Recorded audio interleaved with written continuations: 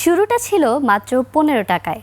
3 বন্ধুর সেই ছোট্ট উদ্যোগ আজ মহেশপুরে তৈরি করেছে শতাধিক নার্সারি আর নতুন কর্মসংস্থানের সুযোগ। একটি ছোট স্বপ্ন কিভাবে বদলে দিতে পারে একটি এলাকার অর্থনীতির চিত্র, জানাচ্ছেন নুসরাত জাহান অর্ষা।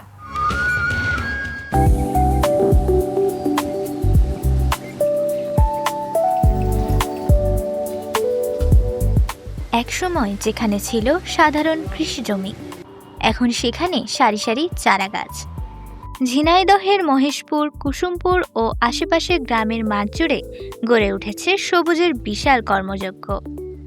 চারা উৎপাদনকে কেন্দ্র করে বদলে গেছে বহু পরিবারের জীবিকা। এই পরিবর্তনের শুরু 3 বন্ধুর হাত ধরে। 1992 সালে ইমরেজ আলী, জুলফিকার বিশ্বাস ও শাহিন রেজা মাত্র 15 টাকা দিয়ে কিছু গাছের চারা কিনে শুরু করে নার্সারির কাজ। সময়ের সঙ্গে ব্যবসা বড় হলে 3 জন আলাদা হয়ে গেলেও প্রত্যেকেই গড়ে তোলেন নিজস্ব প্রতিষ্ঠান। তাদের একজন ইমরেজ আলী। একসময় দারিদ্র্যের সঙ্গে লড়াই করা এই উদ্যোক্তা এখন পরিচালনা করছেন ভাই ভাই নার্সারি। পাশাপাশি তার রয়েছে 22 বিঘা ফলের বাগান। তার প্রতিষ্ঠানে নিয়মিত কাজ করেন 10 থেকে 15 জন শ্রমিক। প্রথম আমরা রূপদিয়ার থেকে সুবরির বীজ সংগ্রহ করি, সেখান থেকে নিয়ে এসে সেই চারা ফুটাই তারপরে আমরা বেচাকেনা করি। প্রথমে আমাদের নার্সারিটা ছিল আপনার কুসুমপুর বিডিআর ক্যাম্পের পাশে। জমির পরিমাণ ছিল 10 কাঠা।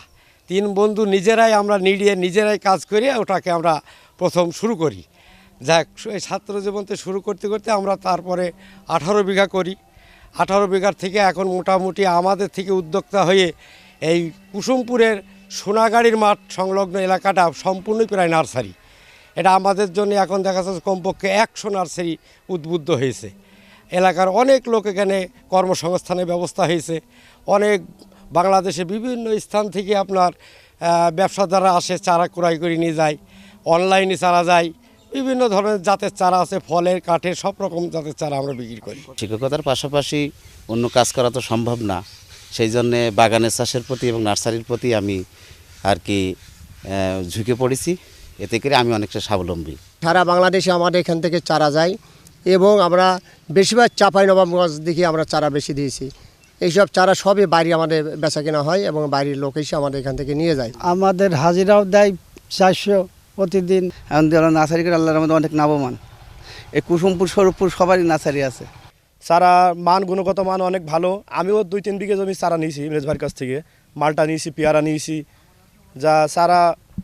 জাতটা খুবই ভালো। চারা বিভিন্ন রকম আছে, যেমন ধরেন বাড়ি 4 আছে, হিমসাগর আছে, রূপালী আছে, কাটিমন আছে, এরকম আরও বিভিন্ন রকম চারা আছে।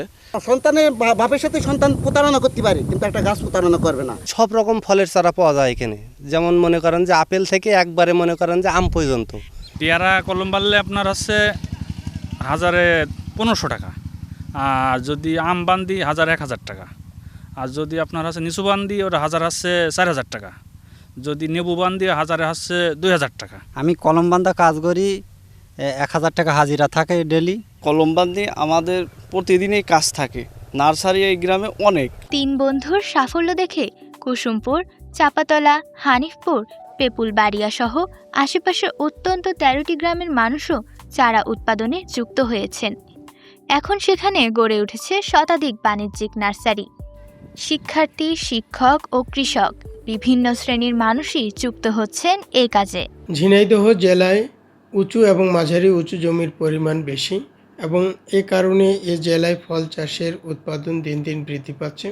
যেহেতু ফল চাষের উৎপাদন বৃদ্ধি পাচ্ছে, একে কেন্দ্র করে এখানে নতুন নতুন নার্সারি তৈরি হচ্ছে এবং কৃষকগণ নার্সারির দিকে ঝুঁকছেন। মহেশপুর উপজেলার কুসুমপুর গ্রামে, এই গ্রামের সকল কৃষকই নার্সারির দিকে তাদের অনুপ্রাণিত হচ্ছেন এবং তারা এই নার্সারির মাধ্যমে তাদের জীবিকা নির্বাহ করছেন এবং লাভবান হচ্ছেন। কৃষি বিভাগের হিসাবে জেলায় নিবন্ধিত নার্সারি 84টি। এর বাইরে রয়েছে প্রায় 1000 অনিবন্ধিত নার্সারি। স্বরূপপুর ইউনিয়নের প্রায় 30,000 মানুষের জীবিকার বড় একটি অংশ এখন এই সবুজ অর্থনীতিকেই ঘিরে। সঠিক পৃষ্ঠপোষকতা, প্রশিক্ষণ ও সহজ ঋণ সুবিধা নিশ্চিত করা গেলে স্থানীয় চারার বাজার আরও বড় হওয়ার পাশাপাশি দেশের বাইরেও রপ্তানির সম্ভাবনা দেখেছেন সংশ্লিষ্টরা। নুসরাত জাহান অর্ষা, দেশ জুড়ে 21 টেলিভিশন।